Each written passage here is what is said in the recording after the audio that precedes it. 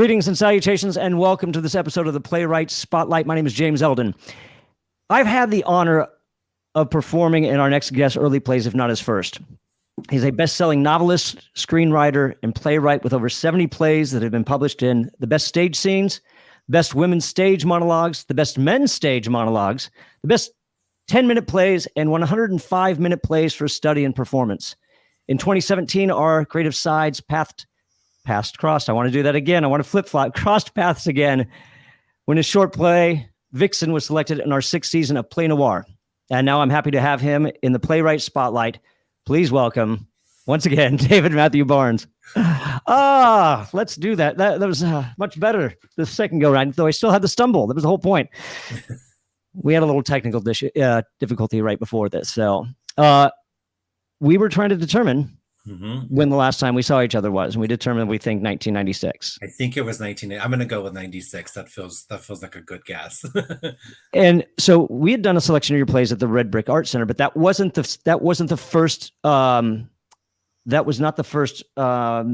production of Stay. No, it was not. That Stay. American River College in Sacramento was very good to both of us, and it's our training ground when you think about it. But yeah, they gave me my start as a playwright and produced my early plays, and Stay was one of them, which you were in, and you were phenomenal in that. God bless you. I was revisiting it, and I'm like looking at the lines, I'm like, God, I hope I was good. You were. It was a great cast. Thank you. A very great cast. No, it was a wonderful cast, and I think. A few of us are still friends, so, and that's the wonderful thing about theater that we can talk about as well. So was Stay your first play or no? No, my first play, which was done shortly before that, also at American River College, was a play called Are You Alright in There, which was about a young girl who, high school student who locks herself in a bathroom at a after party, like a football after party, victory party, and she breaks the fourth wall and talks directly to the audience. It was very inspired by My So-Called Life, which was very popular at the time. So yay for my So-Called Life reference. But yeah, that was my first one, and that was Are You Alright in There was the play that got the attention of the Red Brick Art Center, and that's when those conversations started, which I'm forever grateful to that venue and to those great people. No, Stuart Smith's great. He's a wonderful guy. It was nice I'd worked with him once before. There was an original piece that they had done about the development of Loomis. Yeah. And, it's a small, water town, and it was getting water to Loomis. It was called Water. And it was a nice historical play, but it was very interesting. So we talked about Are You Alright in There, and then Stay. Now, what inspired you to write Stay? Where did that come from? I was really fascinated with the main character, Allison, the main character in the play, came to me and was just one of those kind of characters that insisted that her story be told. Sometimes characters come and they're just very insistent on like my story's now kind of thing. I was really fascinated with a character that was being raised by somebody who wasn't their mother or father, and in that case it was her aunt Carla in the play, and it was one of the very first plays of mine that had a larger cast. I think there's 5 or 6 people in that play. And I had only written like 2 or 3 people kind of scenes up to that point. So I wanted to get a little bit broader in terms of cast and bring more characters to the stage. And I really liked the dynamic between Rindy, the character Rindy, who's this wild child, and Allison, who's a little bit more demure and a little more conservative, I guess, in life. And then this feeling of she had been missing her boyfriend who'd been away at work camp. And that was your character. It was not prison.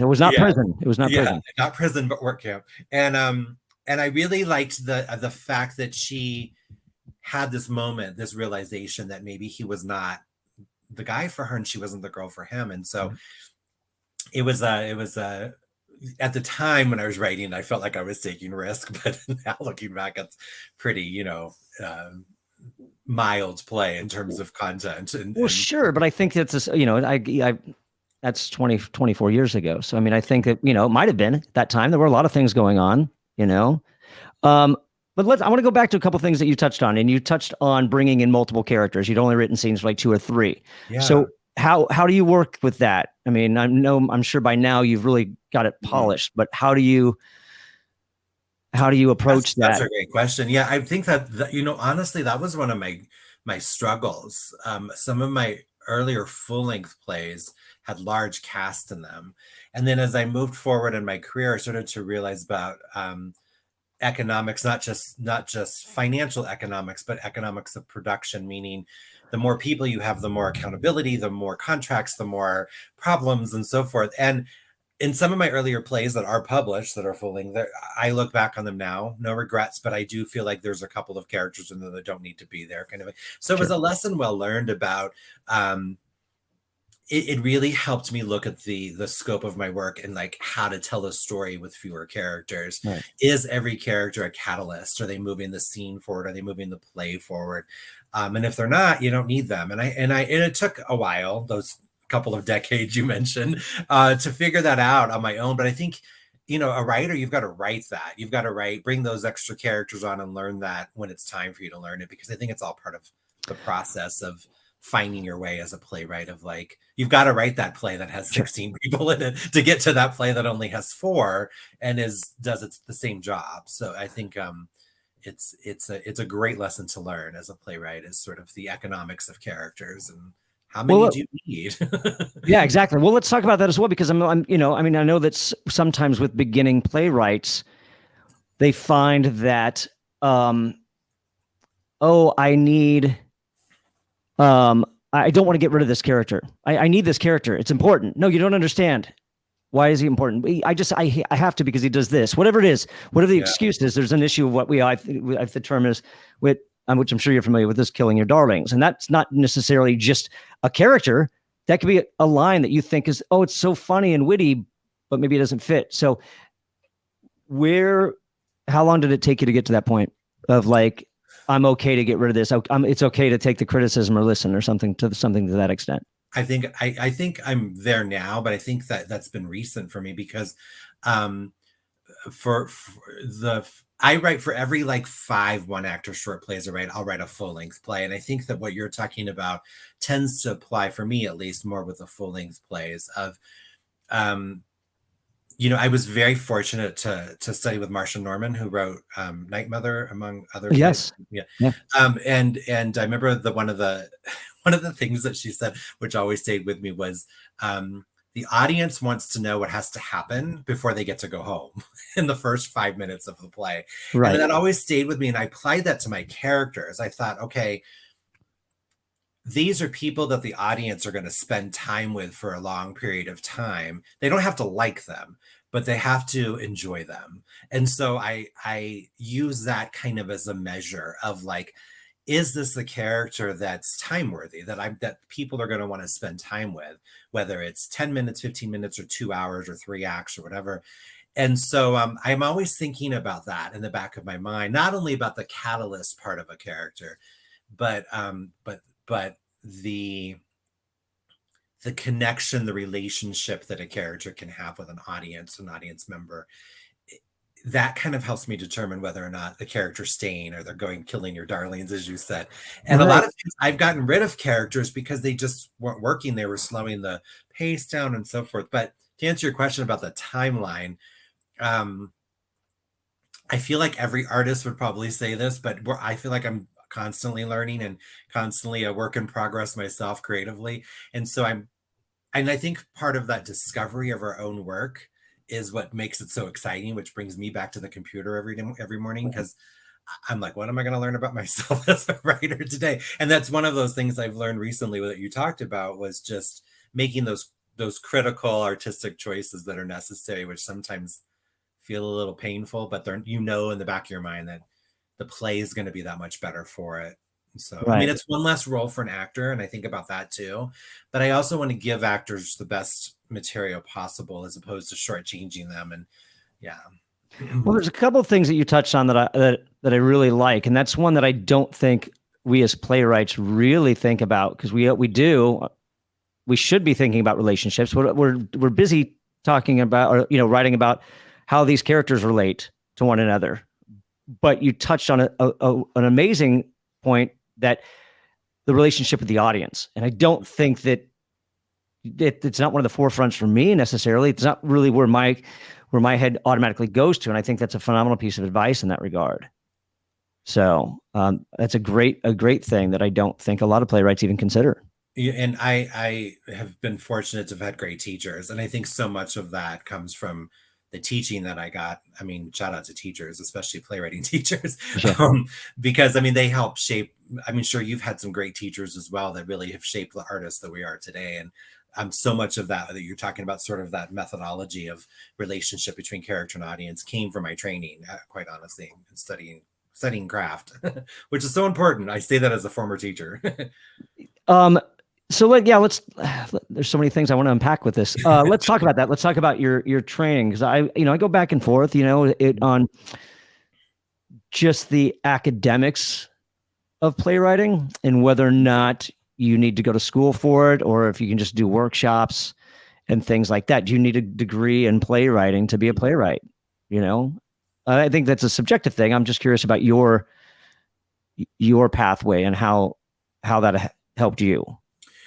Yeah, I mean, the degree I think is really up to the person. I strongly feel that, um, me having the degrees that I've had have helped me certainly professionally, not only as a playwright, but also as a teacher or secondary careers that are related to writing, for sure, because it gives you a little bit of that credibility in a sometimes competitive market, and in the world of academia, that I think that having that piece of paper and some initials behind your name is certainly helpful. But I don't think that it's everything. I think that a good storyteller that knows how to tell a story, especially theatrically, is going to rise to the top. I think that if you're telling a story that only you can tell, and it can only be told on the stage, then you've already, sort of, that's like two or three semesters worth of college right there. Sure. No, I think some writers just have that natural instinct. They're self-taught. They've read plays, they've seen plays, they've worked on plays in different capacities. I think that playwrights should study acting. I think playwrights should study directing. I think you should know everybody's process, because then when you sit down to write the play, you're writing it for the benefit of everyone, not just the writer. But I think that going back to the academic versus workshop, I think both are very, very helpful. I think depending on where you are in your career, depending on what you're writing, I can't imagine writing a musical without being in a workshop. For example, I don't write musicals, but I know people who do, obviously. And so I know that they love the workshop environment for that very reason, to get that immediate feedback and to try things and so forth. But I do think that there's a lot to learning the mechanics that you learn. Sure. At the college level, just taking a creative writing course and learning poetry and the brevity of it, and learning how to structure a novel, and all of those things that you can then build into your playwriting. Even though dramatic writing, script writing is different because of the format, it's still storytelling. It's still telling a compelling story about the lives of people or whatnot.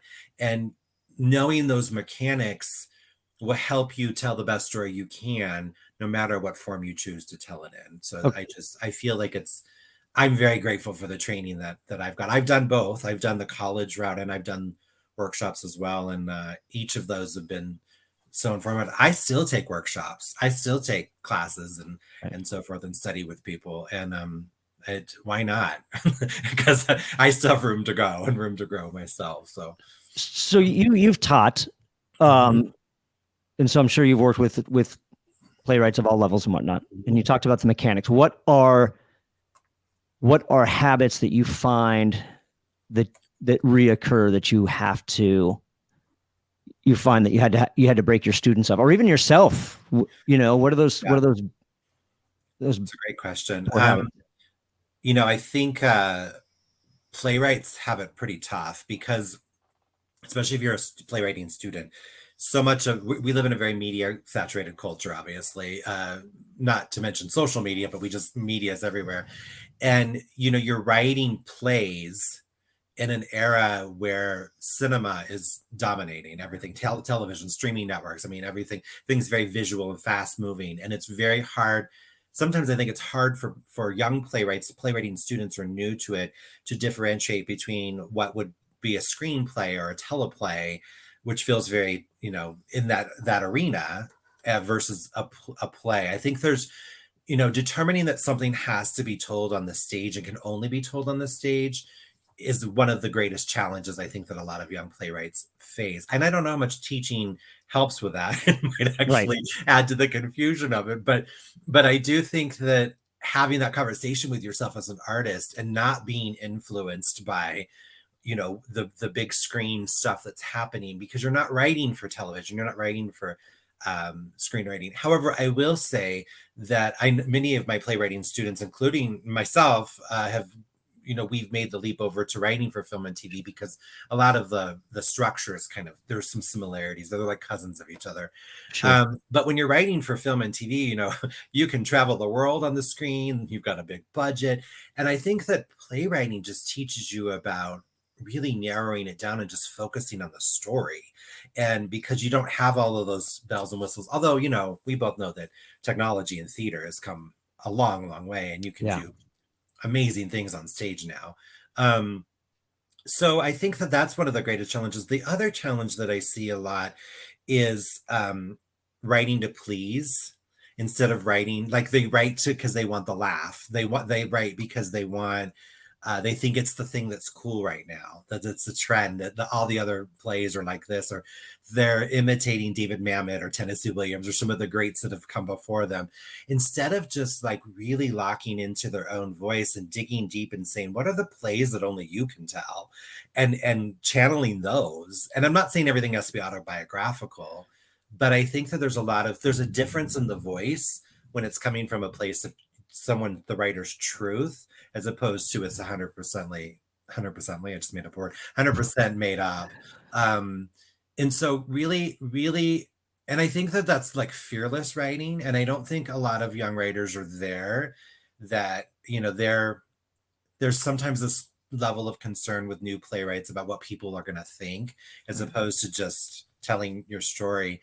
And then the other thing too, I think that, and I do this, I'm guilty of this too, is just overwriting. Is just paring down. It's just, the actor will be very happy that you got rid of all those clunky sentences that just are not easy to say and get out of their mouths on stage. Sure. No, absolutely. It was probably too much, more than you asked for. But those are the three. No, that's great. And that's usually where, when I use the term, when I'm teaching a workshop or something to that extent, that's where I find killing your darlings comes into play mostly. It's like, this line needs to go. You don't need it. It just, I get it, but it doesn't work. Save it for something else, to that,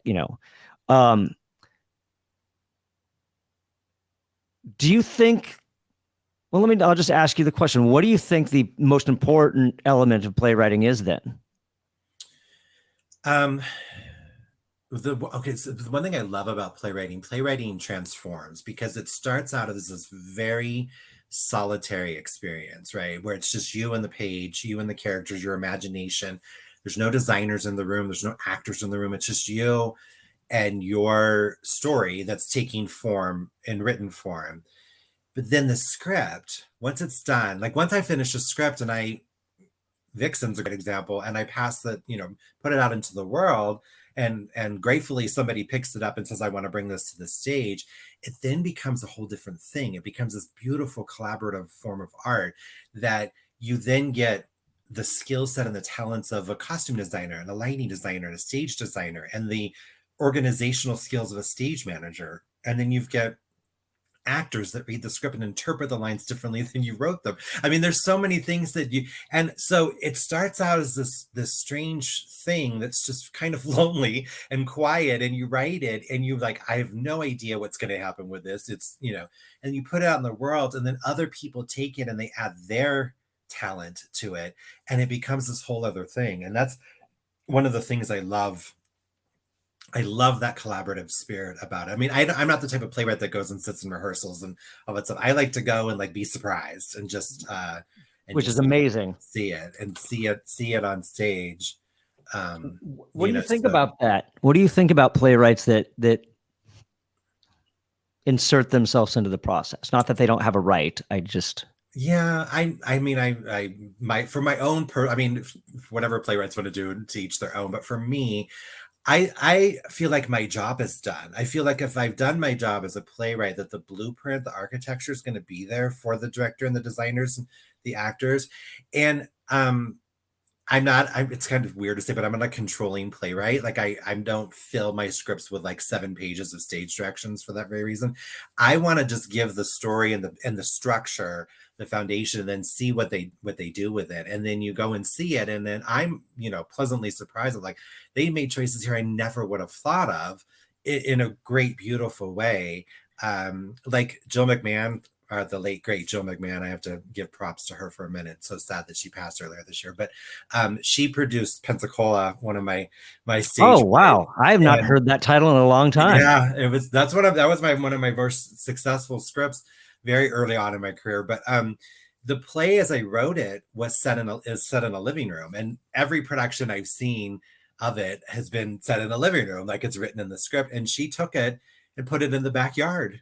And I didn't know, and I went and saw it in Sacramento, and I know she was very nervous. I was living in Chicago at the time, so I flew in to see it and got to see her and visit with her, and it worked. It worked so well, and it was a great, clever choice, and I never would have thought of it. But that's what I love about theater and just being a playwright. But to answer your question, I personally don't get involved in the rehearsal process. I feel like my job is done. It's now the director's job, the producer's job, the actor's job, and I get to go and write another play where they're doing that. So Well, I also like the term that you use, blueprint. I mean, do you think that that's what the play is overall, like in its final form, I guess? Is it still only just really kind of a blueprint?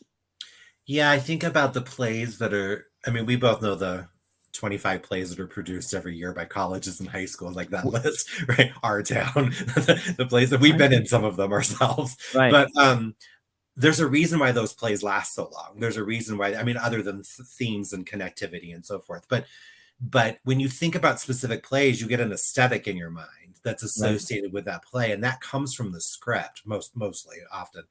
And I feel like those are the blueprints. Those are the plays that have stood the test of time, are written in a way that were foolproof for a director, for anyone who was producing it, because it's all there in the script. Like when you like something like A Streetcar Named Desire with Tennessee Williams, like everything you need as a producer, actor, or designer is all in the script. And he knew that, and that's why we're still producing his plays, 67 years later, and we'll continue to produce them. And I think that going back and studying, which I did a lot when I was in grad school specifically, I went back and just read everything, anything that was considered a great play.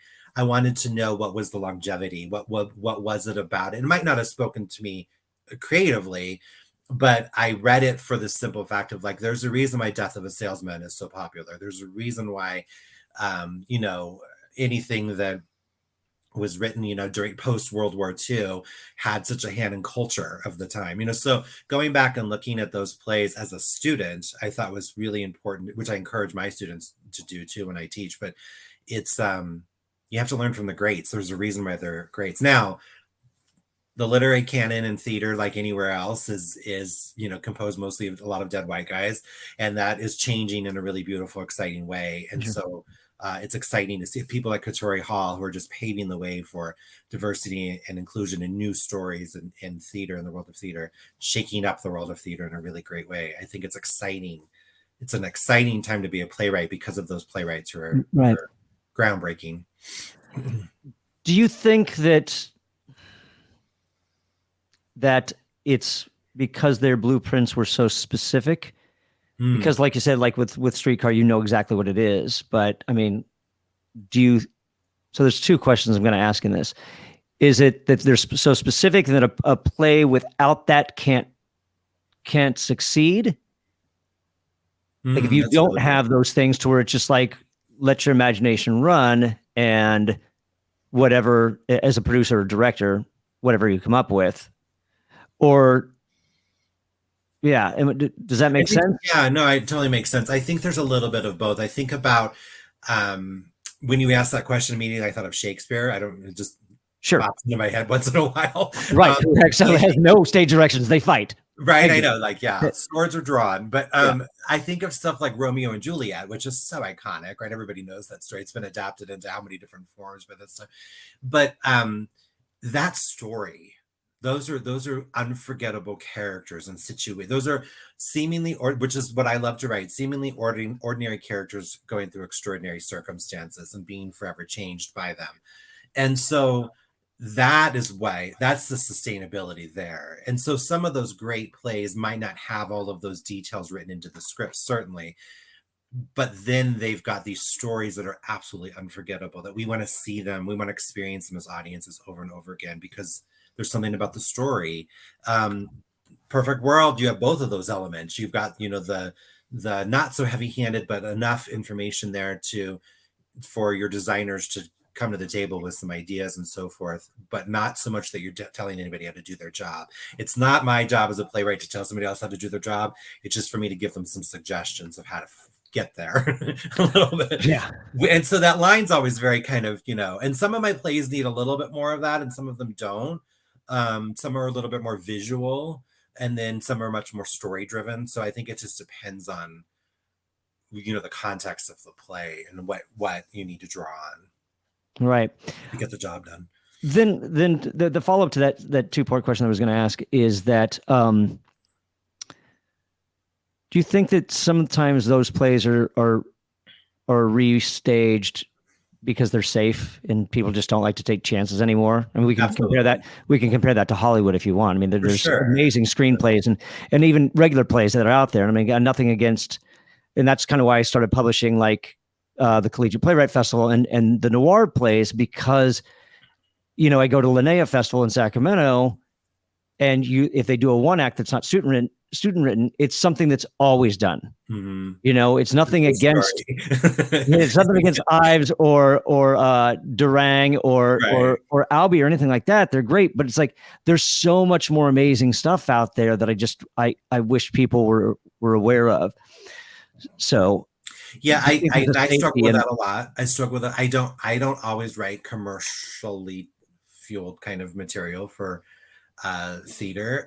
So I when you look at Broadway, and I'm a huge Disney fan, but a lot of Broadway is run by Disney now at this point for good reason, because I think a lot of it has to do with which I tell my students, you have to remember that it's a business. It is an art. It is a form of art, but there's still a business component to it. People have to make money off of what you're doing to sustain their venue and so forth.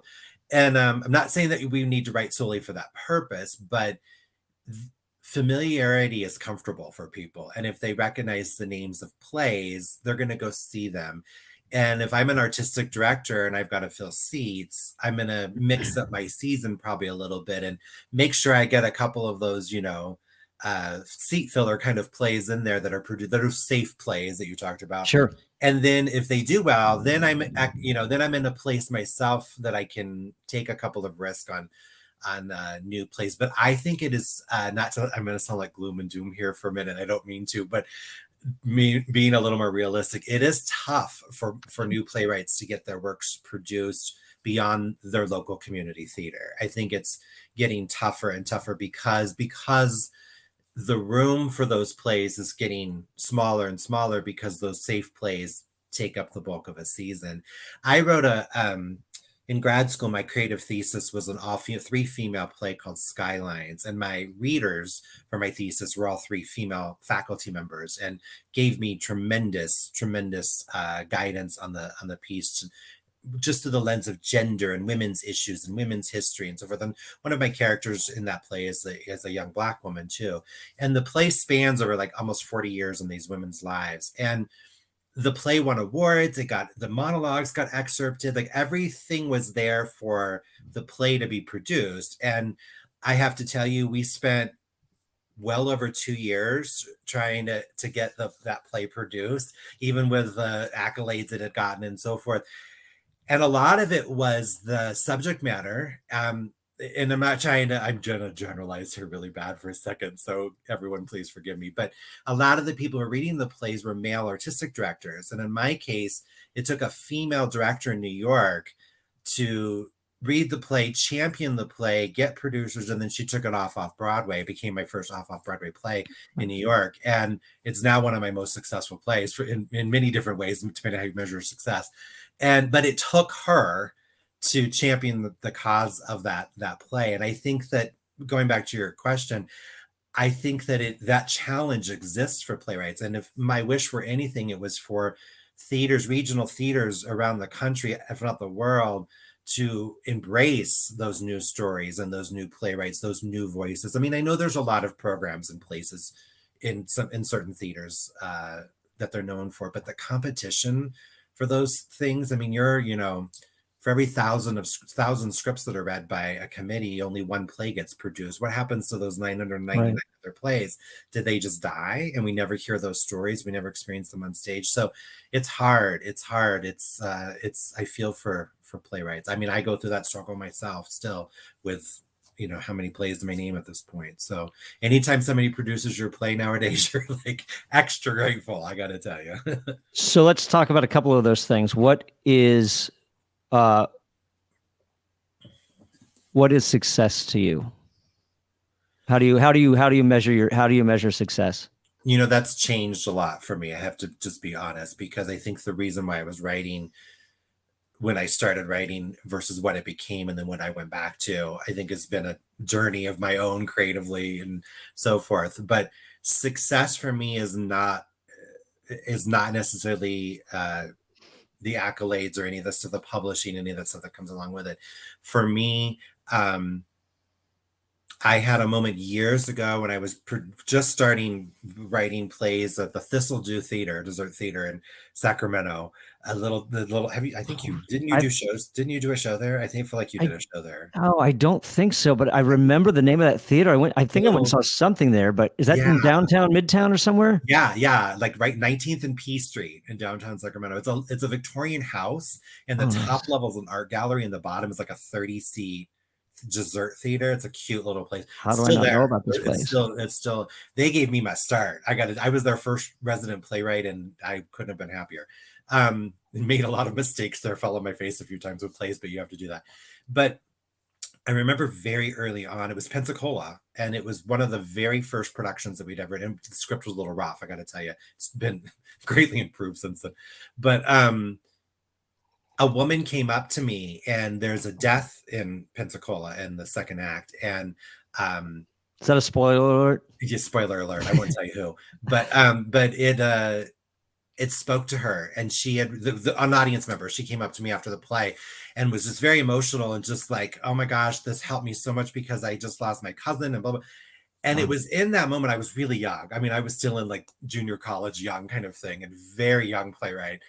And it was in that moment that I realized there's a power to this that I didn't even know existed. And that to me is the success. That is when people connect or see themselves or a version of themselves, they're comforted, they start to think things differently because of something that you wrote that was on stage. I think that for me is why I do it, quite honestly, because it's all about you're telling human stories for people to see and connect with and have a response to. And if you achieve that, for me, and you get that validation from audience, not so much applause, but just an audience. It's like, yes, I saw myself in this piece, and it made me feel like I was a little bit less alone in the world, or whatever the case may be. For me, that's a success. That wasn't always what I was aiming for in my career, but that's certainly something I draw on now. Do you think that comes with maturity? Absolutely. I would hope so. I would hope so for sure. Yeah. And I think you have to go through a lot of that. I mean, it's easy to let a lot of stuff, define you or why you're doing things. And then your objectives start to change and your priorities start to change. But I think, you have to go through that a little bit to be able to find your way and figure out, why am I doing this? What is the driving force? Is it for this reason, or is it for this reason? And I find now, I mean, I'm on the other side of things at this point, but I find myself going back to that 13-year-old younger self that was teaching myself to type on a secondhand typewriter because I just wanted to tell stories, and like going back to that first love of writing of why we did it. But it's easy for me to say now, 30 something years later, than when I was in the middle of it. So All right. Well, let's talk about compensation on that note. Yeah. Especially for beginning playwrights. I think that there's a lot. You hear it a lot nowadays. I'm not quite sure where it stems from. I don't know if it's entitlement or not, but it's like I want to get paid for my art. Yeah. Well, and this is going to sound harsh, but who are you? Yeah. No, I know there's a lot of paying of dues. You and I both paid a lot of dues, I'm sure. Yeah. Money and art are not always best friends. I think that it's different now than when you and I were sort of growing up and coming up through the world of theater. I think then we were just happy to be there and have the experience, the shared group experience, and forever be changed by it. But now there is this sort of like, well, how much am I getting paid for rehearsal? Right. And so forth. And it has changed a lot. And I think a lot of it has to do with, not that this didn't exist before when within our generation, I think it still does a little bit, that gig mentality of like, I'm in a piecemeal income and so forth. But you can make money as a playwright. I mean, there's a myth out there that you can't, but I want to dispel that, because you have to work at it. You don't always just make money off of your plays either. So like I work with a great company called Performer Stuff, who publishes like 80 of my monologues. They're sort of like the iTunes of monologues. And I've worked with them for, almost 10 years at this point. And those monologues that they sell are great calling cards for my plays. And a lot of times an actor will read one of my monologues and they'll want to read the play. So they go and buy the play, then they like the play, then they produce the play. And so it's sort of like one thing kind of can lead to another, feed each other. And I think a lot of young playwrights just get so focused on production, getting their plays produced, which granted, there can be a lot of money in production, obviously. And I'm, always happy when somebody produces my plays too. I remember one time, this is early in my career, it was Are You Right in There, actually, the play, and it was being produced in Guam, at a college in Guam. And I was sleeping because of the time difference. And I thought, what a cool job this is. I'm going to bed and I'm making money because somebody's producing one of my plays in Guam while I'm sleeping in California. So it was a great moment of like, wow, the power of art. You write something and you never know what it's going to do. So that's a lot of fun. But I don't think I think depending on where you are in your career, let me just say that, which is a very vague answer, should determine whether or not and what level of compensation you should expect. And it's like any other industry, your credits are very important, your reputation, the way you conduct yourself. It's a business, you are a brand. I mean, I know that sounds super markety, but it's very true. I mean, as a playwright, your plays are going to define who you are, because you're not in the room most of the times when those decisions are being made. So the work has to speak for you. But your reputation is very important too. And if you demand compensation, I think that, I'm not saying that people's work does not have monetary value to it, because we both know that there's many, many great plays out there that are underproduced and should be produced. And those playwrights probably are not making the money they should be, let's be honest. But it's, there's so much more to it, I think, to just conducting yourselves and knowing when to ask, and knowing when it's a moment to advance you in a different way. I'm not talking about giving your work away for free constantly and letting people. I think that as you grow and build up your professional reputation for yourself, that then those conversations become much more important and necessary. And then at some point in your career, you might have a team that does those conversations for you, for sure. Yeah, it's a conversation that I always bring up, or it's a question I always bring up to the younger playwrights when I do my workshop, is what would you rather have? Would you rather enter a contest where you get $500, or would you rather enter a contest where your play gets produced and it receives a 2 to 4 week run. Right. What's more important to you? You know? So And in the perfect world, you get both. But of course, no, absolutely. Yeah, absolutely. You know, but and if I think you it also can't, I depends. mean, and again, I think it determines where you are. If you've got 3 plays published that are getting produced regularly, that's a different conversation than this is your first play ever produced. I think just knowing where you are, I think professionally, I think that's hard too. I mean, right? I mean, that comes with experience and just knowledge and all that kind of good stuff. That adulting thing, but Sure. yeah, I think I mean, I think those are very important conversations to have with playwrights that are just starting out, because I think that we as teachers can help sort of prevent those false expectations, false hopes from happening. When you started out, because you talked about Thistledew, Mm-hmm. um, talked about New York, the off Broadway. Mm-hmm. Where did you find these opportunities? Especially, you know, Great question. I mean, now, I mean, things have changed. Obviously, we have the internet now, and so there's a lot. But I mean, like, We didn't back when I started. exactly. So, how Yeah. did you? And maybe that's why I asked, because maybe that's what people are relying on, is this modern technology. Yeah. But what are the things that you did back in the day that could actually give somebody a leg up because they did something that's not usually seen anymore? It's a wonderful question. So, going back to our days at American River College, our alma mater, I was an acting major when I first started at that school. I was not. Playwriting was. I had written a play in 6th grade called "Life Isn't Easy," which was a spoof of soap operas, and my 6th grade drama teacher produced it, and that was my foray into. But I didn't go back to theater at all as a playwright until we were at American River College. And I remember, I'm so grateful to that particular college. That's why I mention them every chance that I can get. But they have the student written one act festival, which a lot of colleges don't have anymore, but they did. And I submitted Are You Right in there, and it got picked and it got produced, and the journey just kickstarted for me from there.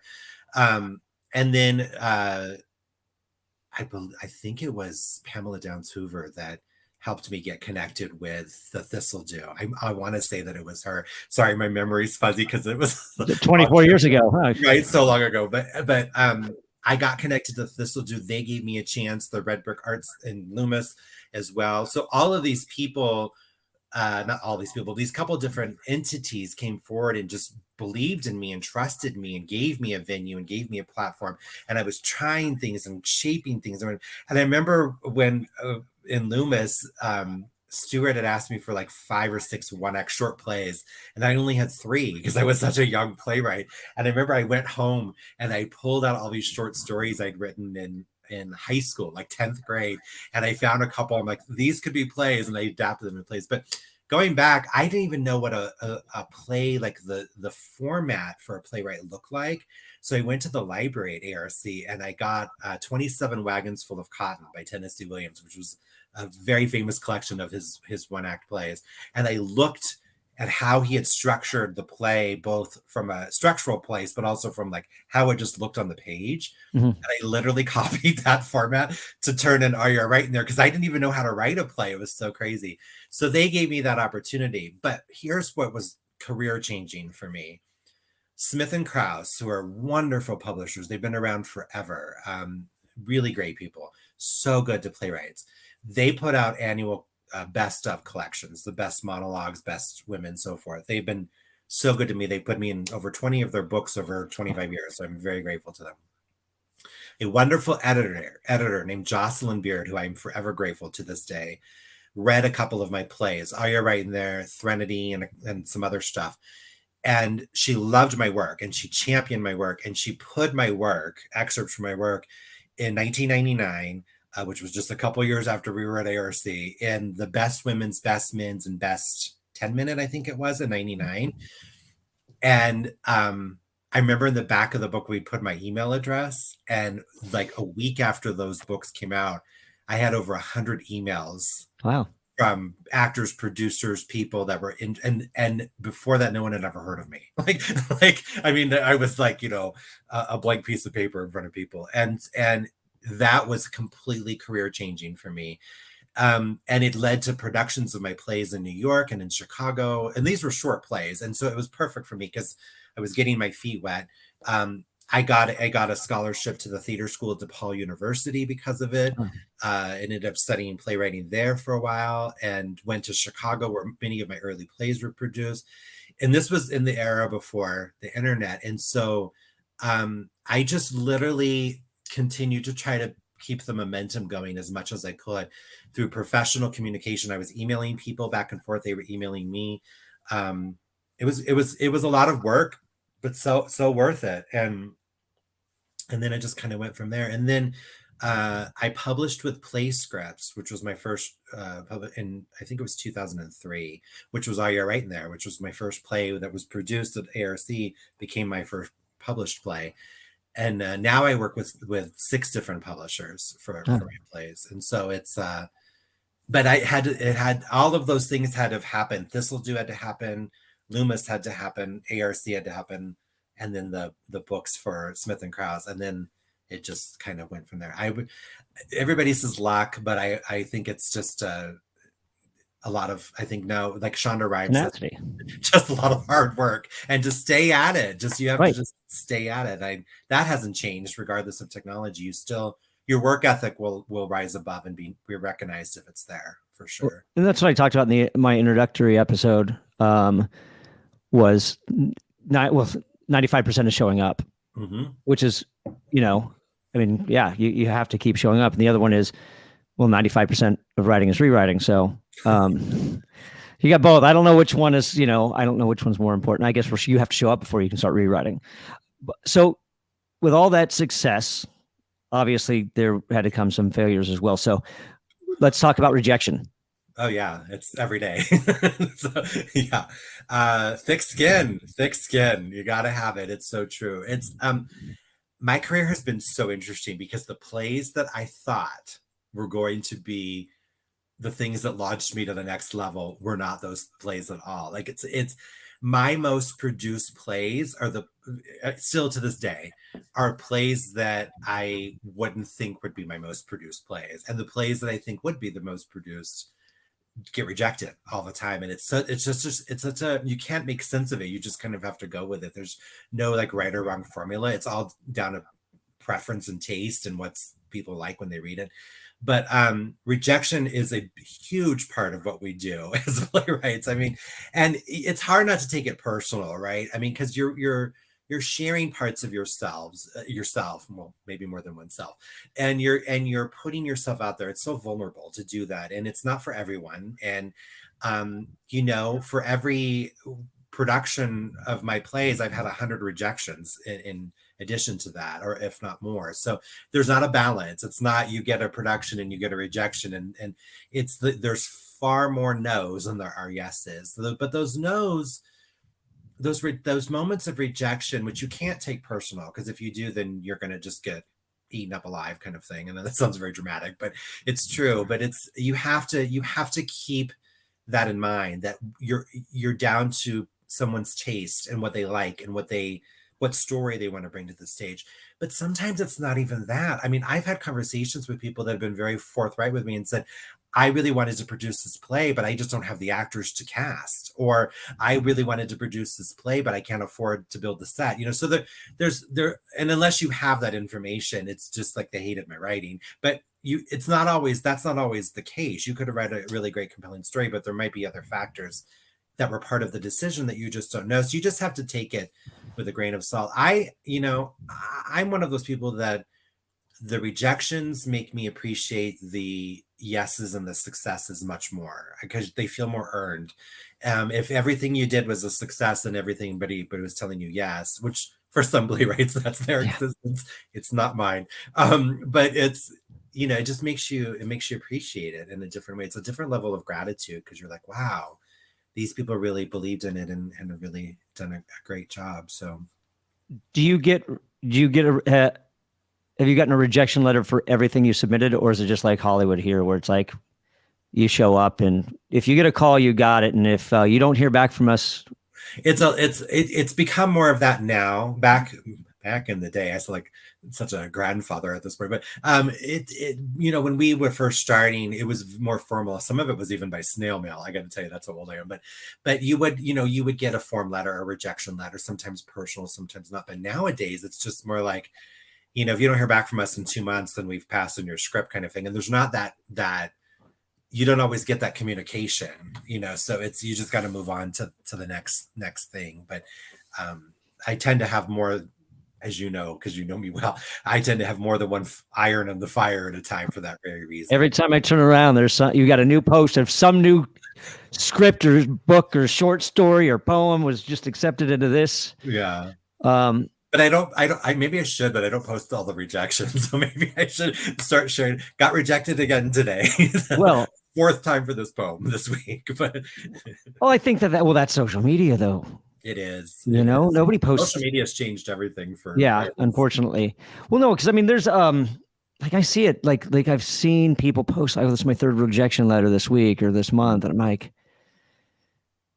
I mean, I don't know. I'm like not trying to be a stickler sometimes or like too harsh, but I'm like, okay, well, maybe it's not, because sometimes that's like, screw them. I'm like, maybe it's not them.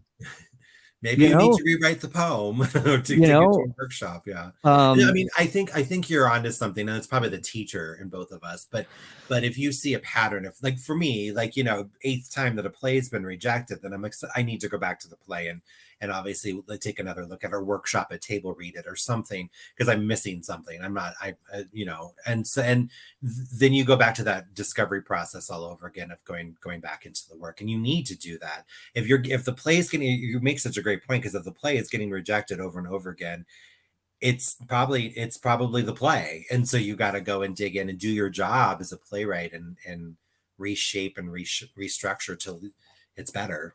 And what is better is subjective, but right. What is your process? How do you start out? Where do you get your idea, and then like where do you go from there? So, and then how do you know you're done?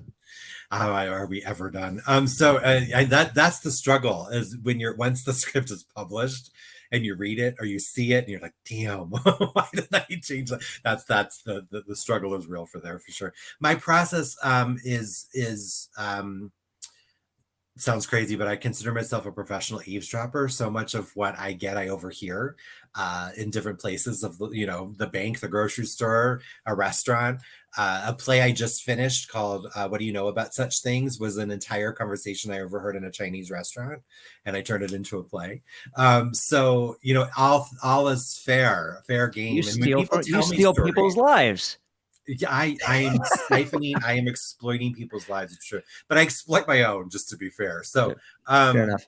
I mean, I think, I definitely dig into my own stuff. I don't write a lot of autobiographical stuff, but I do write versions of that through characters, like slices of my life, I think is in everything. But, and I read a lot too, and I see a lot of theater and I read a lot of plays and new and old. And so I think that I've always, it's weird because ideas find me. Like, I just always feel like a satellite. Like, I'll be reading a news article about something. I'm like, this is a great idea for a novel.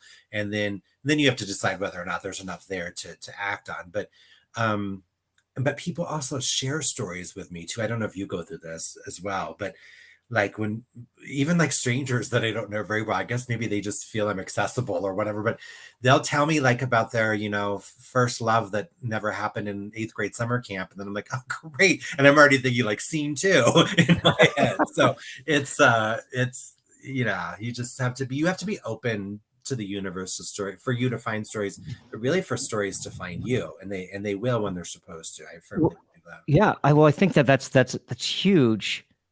Because you're operating from a playwright's mindset. You have a playwright's mindset, and that's something that I don't think that I've ever even thought about in that regard. Where it's like, oh, I don't, I want to write, or I have this idea, but and it's just like when inspiration hits, rather than having a playwright's mindset to where the world is your oyster, all the world's a stage. And right. So what is the what's this scene going on right now that I can extrapolate and write a piece on. And I think that's huge. I think it's a huge piece of advice and inspiration there.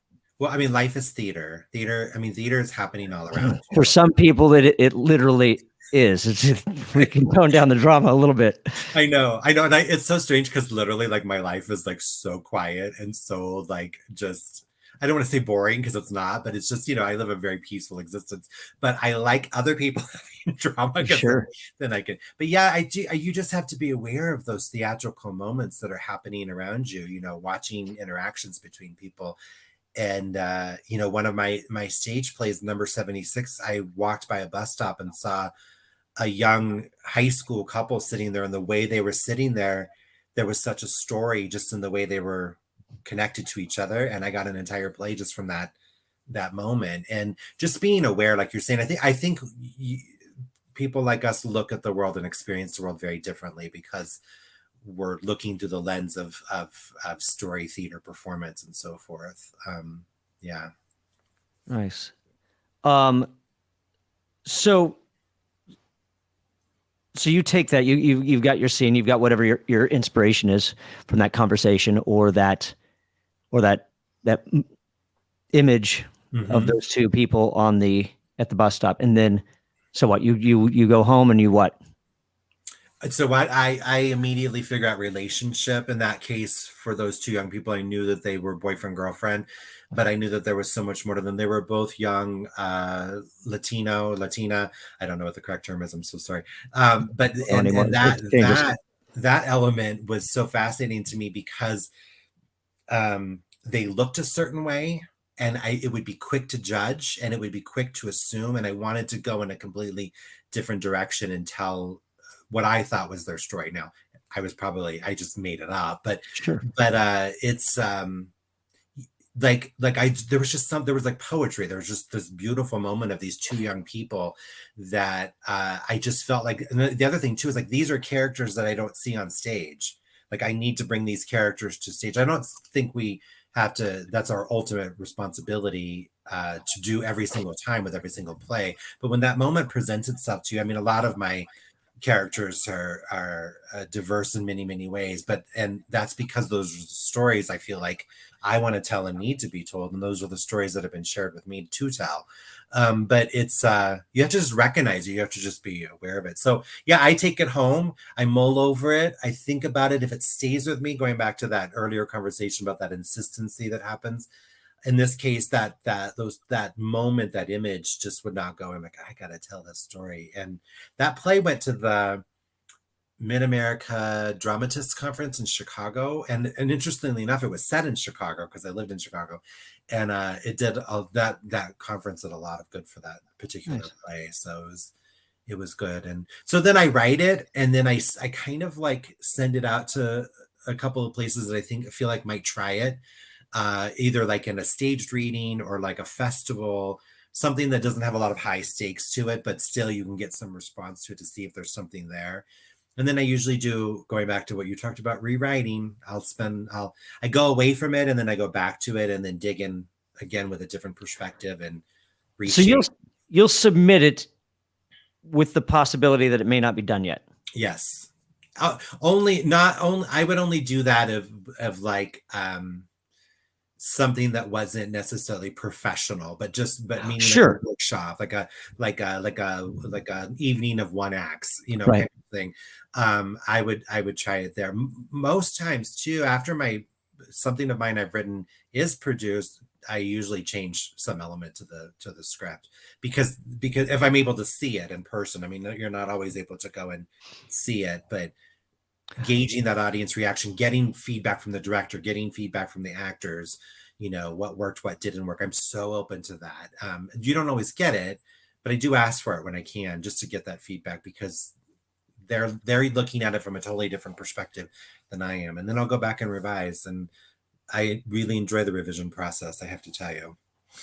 I wanted to ask this question anyways, and so it's a good opportunity to bring it up. Since you just said you go and see it, have there been any plays of yours where it's just like, Did you Oh read the my God. Oh script? my God. What did you do? What'd you do, Ray? Right. You know, I don't want to name names, Sure. but yes, I think that happens to every playwright. And for me, when that happens, I immediately think of like, is the fault mine? Did I not make that script director proof enough? Was the blueprint broken, kind of thing?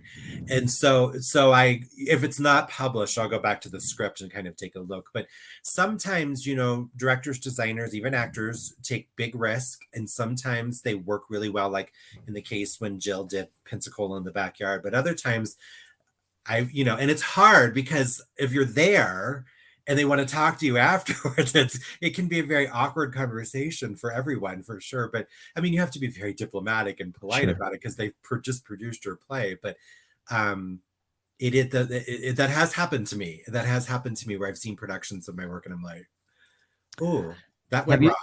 So, yeah. Have you ever pulled the rights and said, no, I can't let you do this anymore? No, but I did get censored, which was pretty interesting. You got censored. I got censored. So I wrote a play called Johnny Ramirez Really Wants to Kiss Me. It's one of my better known one-act plays. It's about two young men in high school, and one's a math tutor and the other one's not so good at math, and their friendship turns into more, and it's short and sweet. It's very young love. It's pretty innocent, I have to tell you. It's PG at most. And some students at a Catholic high school in Boston picked it to produce for their one-act festival at their school. And the school came in and saw a run-through of the play and pulled the play out of the festival. And the students fought, which I thought was so great. I was like, here's this little play that's creating bigger and bigger conversations, important conversations that are being led by like 15 and 16-year-olds, right? So that's what art's supposed to do. And so, and in response, the school canceled the entire festival. And then a wonderful woman named Lara, I'm going to say her name wrong. She runs Another Country Productions in Boston. She grabbed all of those plays and took them to a large venue in Boston, and all those students got to perform in a much bigger theater with a much bigger venue. It got press, so what was going to be a quiet little festival at a Catholic high school in Boston turned into because it got censored and got shut down. And yay for those students advocating. But sure. But when was this? This was, 2008, 2009. Okay. I think it was. No, because I mean, like 12 years. It's funny because, when students are told they can't do something that like I remember we did Grease in 1990 in high school, and we were getting letters from the parents around. This promotes premarital sex and it promotes cigarette smoking and drinking and da-da-da-da. And they were trying to and then we were all like angry, like, screw you. We're going to do it anyways. They don't want to swear even louder. And that's why I ask if when this was, because I don't know if we would, there's part of me that is worried that that's going away. And that things are being shut down instead. Oh, yeah. Of fighting to be kept up. I think you're talking about complacency, but yeah, I don't know. But it's just like, and then that's art though. And then like certain things are being suppressed in that regard, where it used to be fought to be kept up, and now it's fought to be taken down, in certain regards. That worries me. And I know exactly what you're talking about, and what world are we writing in and what world are we writing for, I think is a constant question too. But I love that advocacy. I love that fight. I love that. The fight to keep it up or the fight to take it down? Fight to keep it up. I think that I completely 100% agree. Yeah. And I don't think things should be taken down at all. Let me just state that. I think there's room for even the most provocative plays. I think there's still a place for all of them. We should not be censoring people. No, I mean, this is the arena of ideas. This is where advocacy starts, at least in a way. It makes people take a seat, sit back and reevaluate. No, this was an interesting thing. It makes people think. They're going home and having those conversations on the drive home, Otherwise, those conversations aren't going to start. Mm-hmm.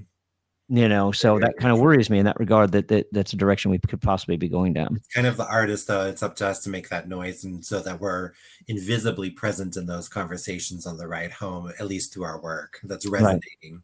Yeah. Yeah. Um, how you said you write every day. I do. I have How to. do you drive yourself to do that? And how long do you write? I do 1,000 words a day, especially when I'm working on novels. So I typically write 3 novels a year. So in order to get those 3 novels out in different genres, I have to write 1,000 words a day, and then I do the plays sort of in between the novels, if that makes sense. Yeah. So yeah, I'm an early riser, not by choice, and drink some coffee, and then I have to do it in the morning, otherwise I'll find a gazillion reasons not to get the writing done. Like I have the worst self-discipline as a writer, I have to tell you. My kitchen will be spotless and everything will be clean, but I will not have gotten the writing done. So I get it done right away. I write those 1,000 words. They're not always great words. I just get them out on paper, and then I do the editing on the weekends. And so Nice. during the week, I'll write just sort of free writing just to get the words out, and then I go back and shape a little bit more on the weekends. Do you still write on the weekends, or you just leave weekends for editing?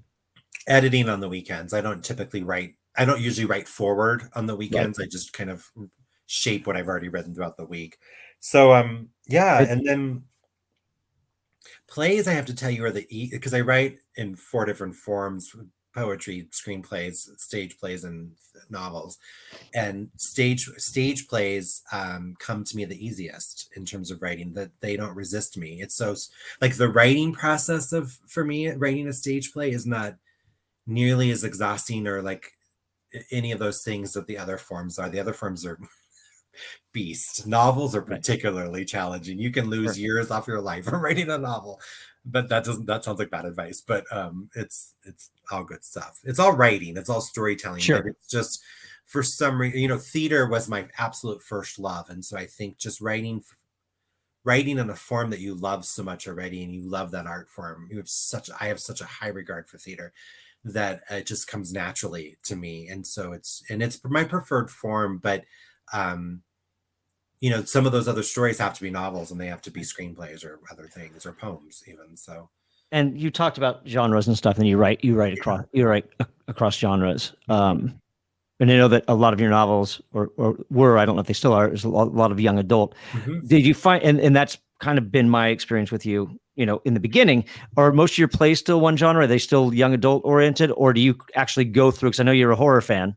Yes, I am. So have you, and I know that you did that with your screenplays, but have you written horror for the stage? A little bit. I have one that's forthcoming that I'm working on, that's still like in very early draft form, but I think I don't genre. I don't want to say genre hop, because that sounds like I'm all over the place, but I don't. I usually my plays, I think, are a little bit more narrow focused with genre. I write more drama than comedy. I'm so fascinated, as I said earlier, like people going through extraordinary situations that change them forever, and some, like, I like that journey that the character starts at a certain point in the beginning of the play and is completely transformed, sometimes for the better, sometimes not, by the end of the play. I love the arc. I love the character arc. I write for characters. I really do. I have such a devotion to actors, and just hearing from actor friends of what they wish was out there, and what material they wish they could do really helps. But like in the case of Vixen, my love for film noir certainly came through in Vixen. I have a new film noir script, by the way. Do you remember Kim Greenberg? Do you still talk to Kim Greenberg at all? We're Facebook and Instagram friends, but we haven't had a conversation, and like a legitimate conversation, and I don't know how long, probably just as long as this. She's great, and she's wonderful. So she commissioned me about a year ago to write a film noir scene for her, and I turned it into a one-act play. So it's but my elements of genres that I love find their way into my plays for sure. But the play was just published earlier this year. It's called From Here I Can See Heaven, and it was a family drama. And I was so influenced, like during the election, which this is not what the play is about, but I was so heartbroken, I think is the right word, that seeing like so many families got fragmented over politics and I just saw families being splintered. It happened in my own family. And so I was drawn to write about family and just the definition of it in this broken, fragmented family. And I said it in rural Georgia and so forth. But it's all good stuff for sure. But the genres I love, I just, you'll see bits of them in all of my plays. But it's horror is hard on stage because so much of horror you want to rely on all those special effects. But well, my first on our first episode is with April Littlejohn, and she runs what's called LA Horror Stories down here. Yeah, and she does a lot of practical effects with really? blood. They are making blood bags. She has a show opening in December, and they're already making blood bags right now.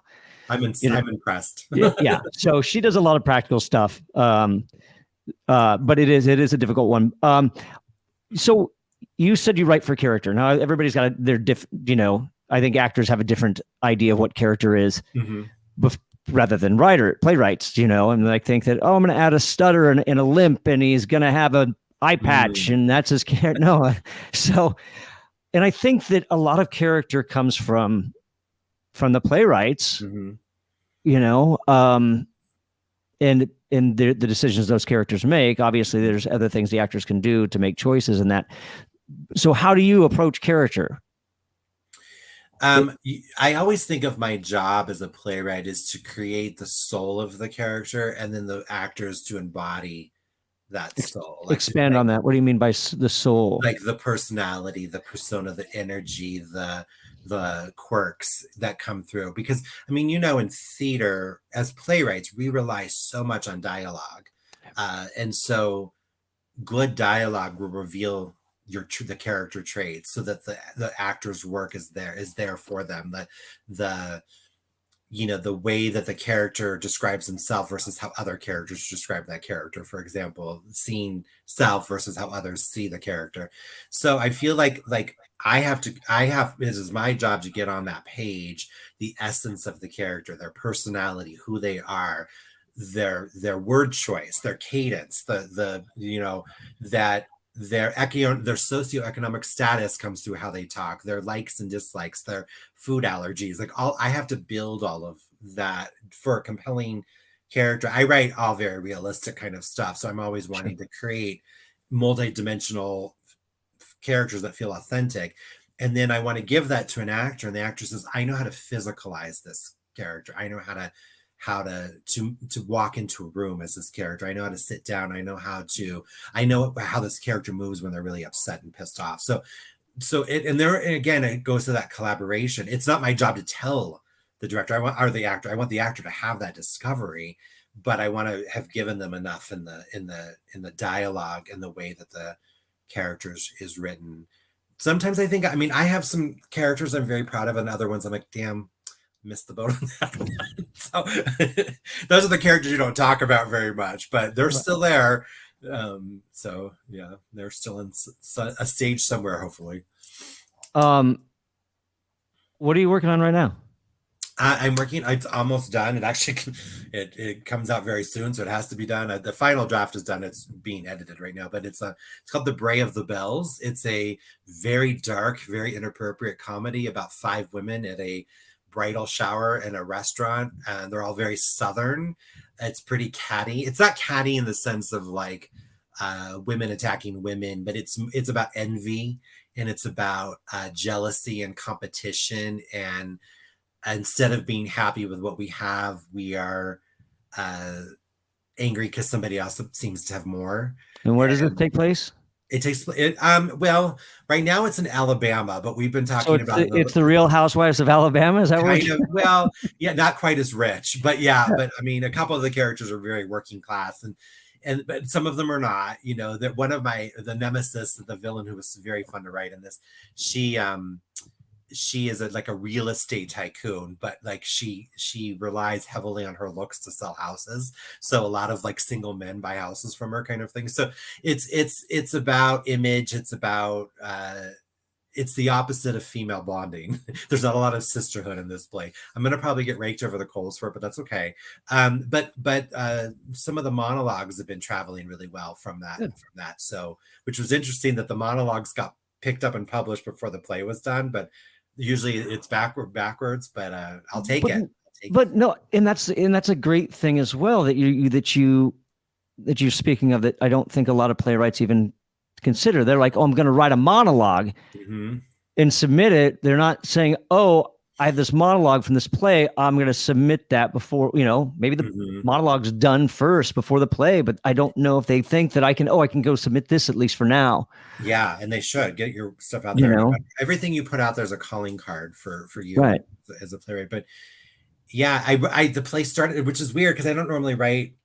I usually write the play, and then the monologue just kind of happens when I'm writing the play. But in this case, the whole play came from a monologue. I wrote a monologue, and then I went back to the monologue. There's so much more story here, and so the play came out of the monologue. So, but I hope that it gets produced. I hope that it proves to be great performance material for women. It's a love letter to women for sure, and comedic women, because I'm in awe of funny women, going back to like Lucille Ball and Carol Burnett, even like Melissa McCarthy of today's generation. Right. But, and I feel like that's I haven't explored that very much. I've not written a lot of comedy in my, especially dark, kind of bridesmaids kind of comedy.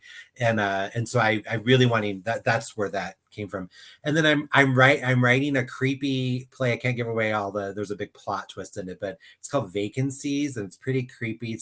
It's set in 3 different hotel rooms in the outskirts of Nashville, and the action is happening simultaneously on stage in all 3 rooms. So you see 3 different stories happening at the same time, which has been a challenge to write because the dialogue. So we'll see how that does. But both of those are coming up before the end of the year. So we'll see.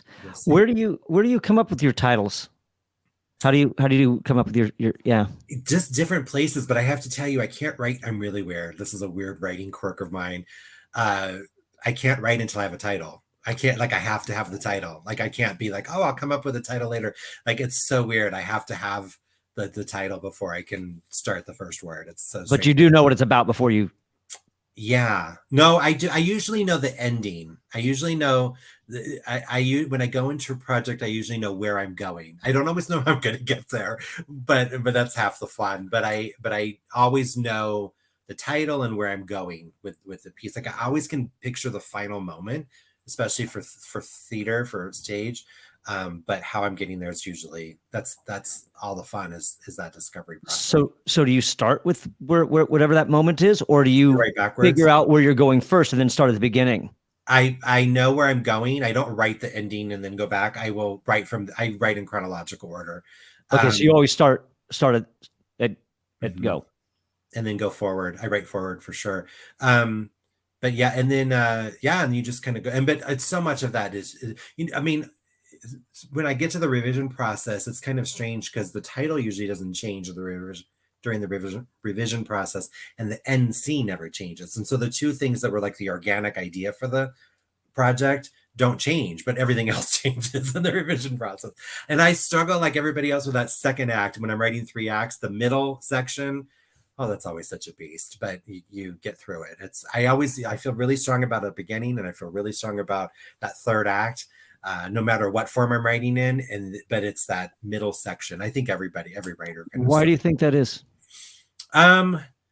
Because I think that's where the problems start to emerge. That if you have plot holes, if you've got a character that is all concept and no substance, all of those problems start to emerge when you get to that second section, because that the action, the momentum, everything is going to start to build in that 3rd section, and you're writing to get to that end. And in the beginning, you're doing so much of that introduction and like world building and all that kind of great stuff that we do as writers. But that second section is going to make you or break you. And it's a struggle every single time. So that's the section that always, takes years off my life, I'm sure. But so how do you fix it?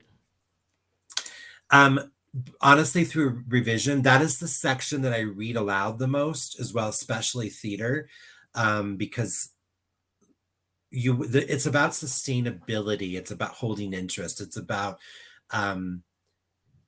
not relying solely on the plot to get you there, that you've got to have all these other nuances. It's where it's where you either make it or break it in the project. I think most projects that are abandoned in that second act. So I think that you just got to power through it.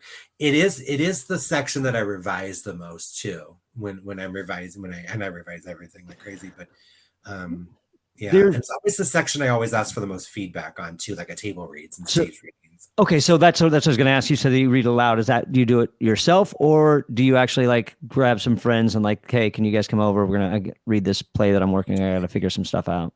That's a hard question. It's kind of a sad answer. So when I lived in California, it's where I live in Denver right now, but I'm originally like you from California. I don't, other than students, I don't have access to a lot of actors here the way that I did. Sure. So in California, I was able to have a table read or have a stage reading or try something that the Thistle do kind of thing to get it on its feet and just work out all the kinks. But so I think it's a little challenging. Some friends have been very, very gracious and helpful, and in the virtual world have done some virtual readings. Not that we've made those public. At some point, I'd love to do that. I think we need to have Zoom theater in some capacity. I was going to ask you about that as well, because it was like when there was some theater that happened during COVID, and I saw a few things. I'm not quite sold yet. Yeah, it needs fine tuning. Yeah, I don't know. I just, there were some people like, oh, you should do noir. You should do some of the noir plays on. I'm like, I don't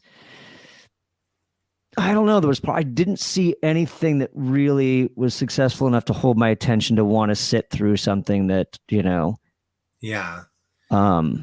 I saw a couple of really stellar pieces, but I saw a lot more of what you were talking about. And I think it really has to do with the piece. I think some pieces translate really well, or could translate really well to a Zoom virtual format, that are really intimate, but I think that it's this weird middle ground between theater and television when you think about Zoom, because the audience perspective is so different. You're not sitting in a seat watching something happen in front of you.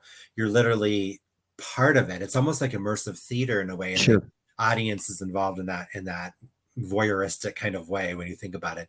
And isn't that what social media really is? Like, yeah, right.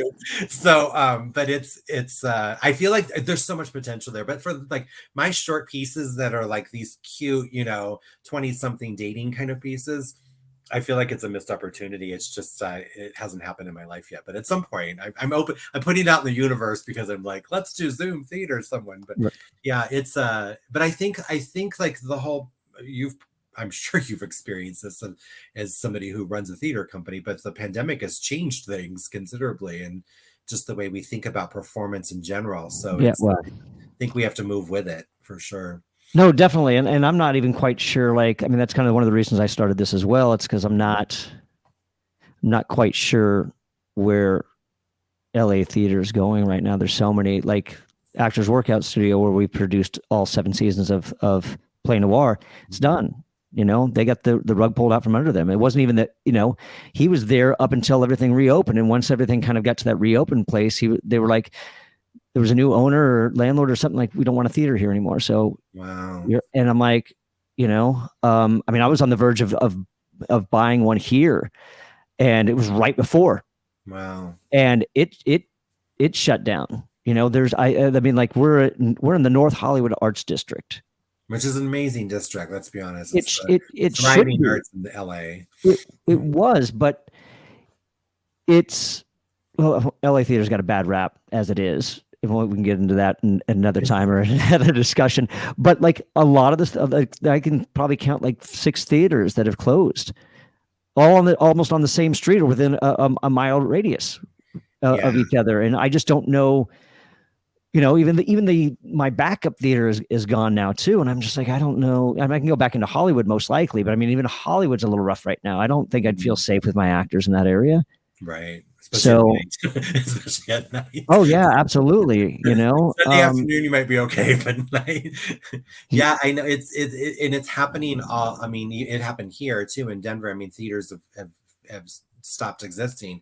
But it's Yeah, I mean, I think about those little theaters. I mean, I'm not saying that the big theaters aren't struggling either, but those regional, the tour stops for the Broadway shows, I Sure. think they're going to be okay. But I think about the smaller community theaters, and I just think about access. I think about, so much of what the small theaters did, the theaters that you and I come from, was giving, even including to young people like us. Like if we hadn't had access to theater growing up, where would we be? Kind of thing. Right. So they serve so many purposes to the community, and that's what I'm worried is going to get lost. I mean, theater can be very elite when you get to that higher level. It's very expensive to go to Broadway, right? And not everybody can do that. But those smaller theaters are exactly the training grounds for the people that we've come up with that have gone on to successful careers and so forth. But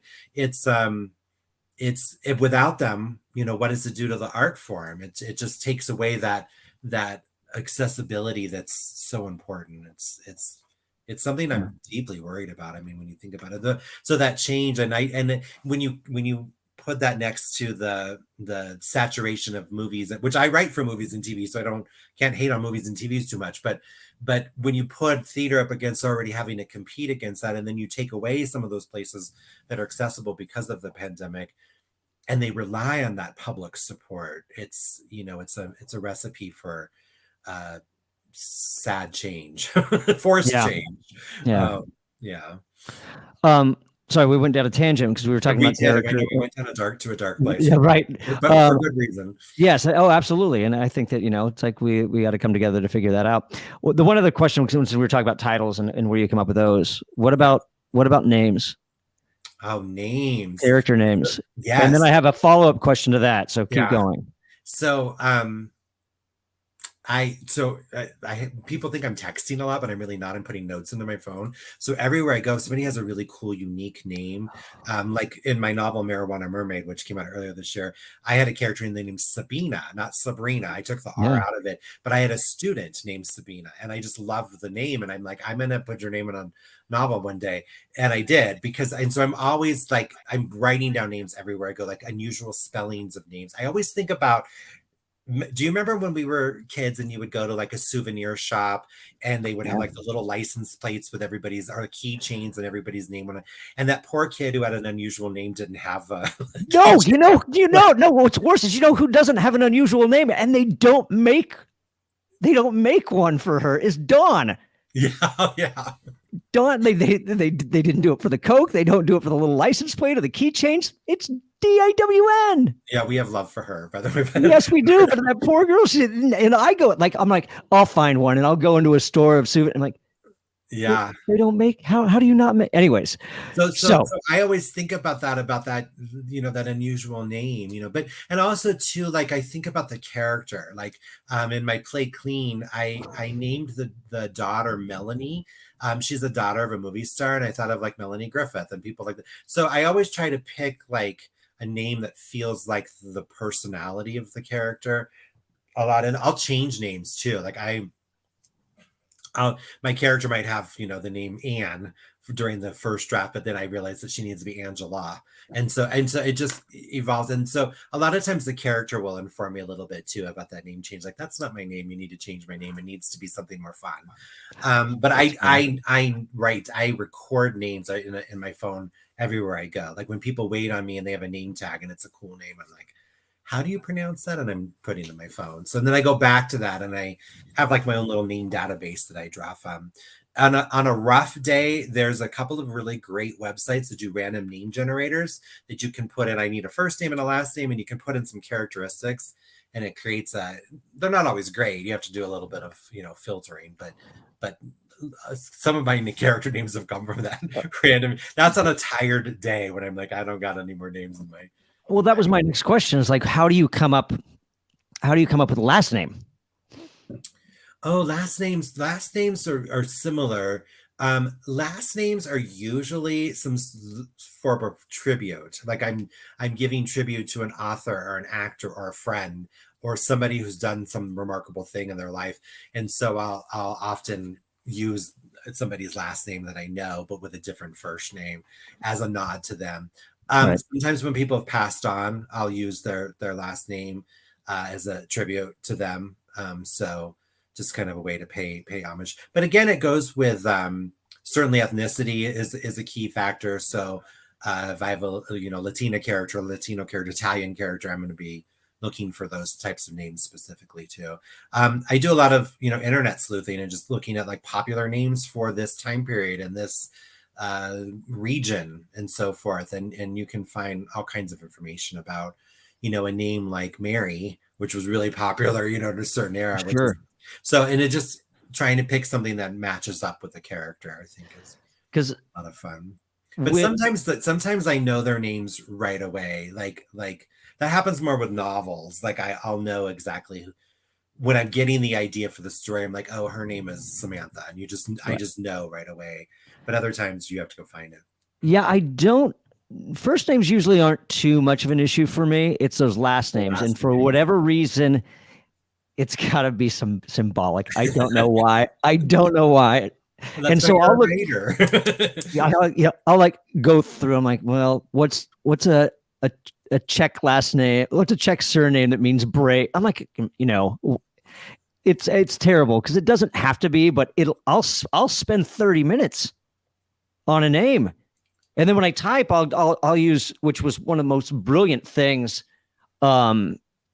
that somebody taught me in writing. He's like, I use brackets. I'm like, what do you mean use brackets? He's like, don't slow down your momentum. Keep writing, put brackets. And then so it'd be like Mark and then brackets, insert clever name later and then move on.